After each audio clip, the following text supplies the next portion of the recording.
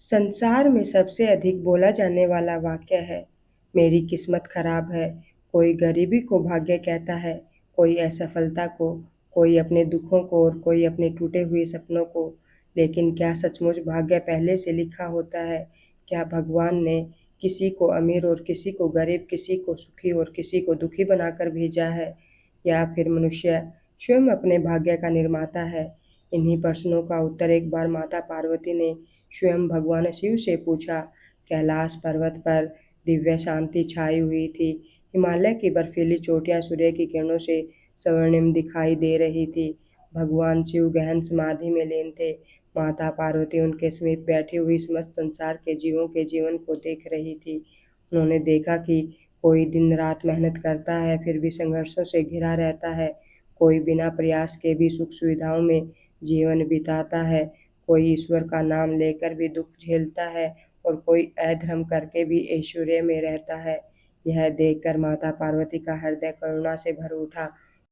उन्होंने विनम्र स्वर में पूछा, नाथ, यदि आप समस्त जीवों के कर्मों के साक्षी हैं तो संसार में इतना भेदभाव क्यों दिखाई देता है? कोई दुखी और कोई सुखी क्यों है? भगवान शिव ने धीरे धीरे अपनी आंखें खोली। उनके मुख पर करुणा भी थी और दिव्य तेज भी। वे बोले, पार्वती, मनुष्य केवल वर्तमान देखता है, मैं उसके कर्मों का संपूर्ण इतिहास देखता हूँ। उन्होंने आगे कहा, जिसे मनुष्य भाग्य कहता है वह वास्तव में उसके कर्मों का परिणाम है। लेकिन यह परिणाम पत्थर पर लिखी हुई रेखा नहीं है। हर नया कर्म पुराने भाग्य को बदलने की शक्ति रखता है। माता पार्वती ने आश्चर्य से पूछा, तो क्या कोई भी मनुष्य अपना दुर्भाग्य बदल सकता है? भगवान शिव मुस्कुराए, हाँ पार्वती, लेकिन भाग्य बदलने से पहले उसे स्वयं को बदलना होगा। महादेव बोले, मनुष्य सुख चाहता है लेकिन अनुशासन नहीं चाहता, सफलता चाहता है लेकिन परिश्रम नहीं चाहता, ईश्वर की कृपा चाहता है लेकिन अहंकार छोड़ना नहीं चाहता। फिर वह अपने दुखों का दोष भाग्य को देता है। कुछ क्षण मौन रहने के बाद भगवान शिव ने अपना त्रिशूल उठाया। उन्होंने कहा, देखो पार्वती, मेरे त्रिशूल के 3 शूल मनुष्य के 3 सबसे बड़े शत्रु हैं, अहंकार, आलस्य और भय। जब तक ये तीनों उसके भीतर जीवित हैं, तब तक उसका भाग्य कैद में रहता है। माता पार्वती ने पूछा, नाथ, इनमें सबसे बड़ा शत्रु कौन है?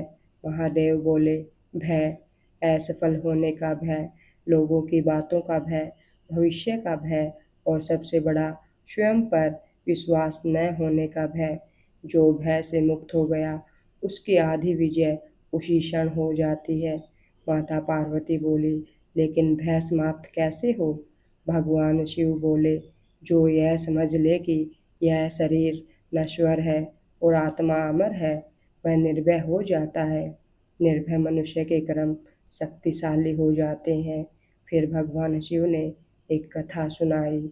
उन्होंने कहा, एक गांव में एक अत्यंत गरीब युवक रहता था। उसके पास न धन था, न परिवार का सहारा और न कोई विशेष विद्या। लेकिन उसके पास एक अमूल्य वस्तु थी, अटूट संकल्प।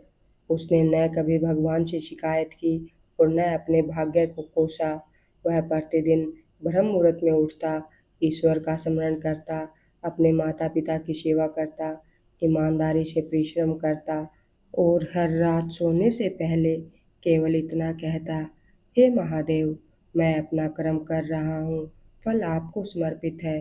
वर्षों बाद वही युवक गांव का सबसे सम्मानित व्यक्ति बना।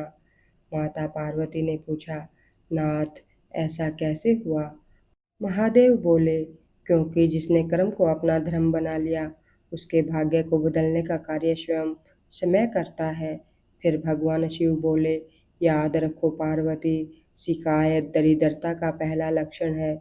जो हर समय शिकायत करता है, उसकी ऊर्जा नष्ट हो जाती है और जिसकी ऊर्जा नष्ट हो जाए, उसका भाग्य भी कमजोर हो जाता है।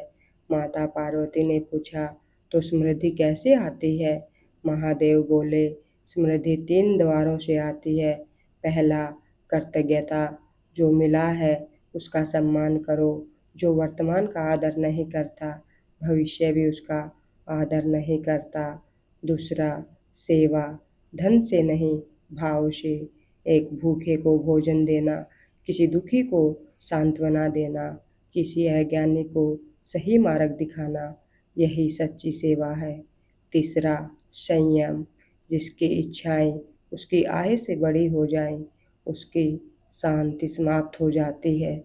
महादेव बोले, संयम ही वह पात्र है जिसमें लक्ष्मी स्थिर रहती है।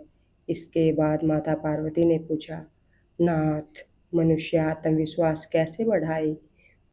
भगवान शिव बोले, आत्मविश्वास किसी पुस्तक से नहीं आता, वह रोज किए गए छोटे छोटे अनुशासनों से बनता है। जो व्यक्ति प्रतिदिन अपने वचन निभाता है, उसका आत्मविश्वास स्वयं बढ़ता जाता है। फिर भगवान शिव बोले, हर असफलता एक गुरु है।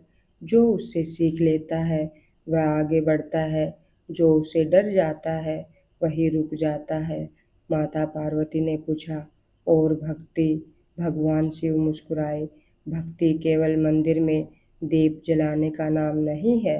भक्ति है हर परिस्थिति में ईश्वर पर विश्वास बनाए रखना। सुख मिले तो अहंकार न आए, दुख मिले तो शिकायत न आए, यही सच्ची भक्ति है। फिर भगवान शिव ने अंतिम रहस्य बताया। उन्होंने कहा, जिस दिन मनुष्य यह कहना छोड़ देता है कि मैं कर रहा हूँ, और यह मान लेता है कि महादेव मुझसे करा रहे हैं, उसी दिन उसके जीवन के सारे बंधन टूटने लगते हैं। समर्पण ही मुक्ति का द्वार है। माता पार्वती की आंखों से आनंद के आंसू बहने लगे।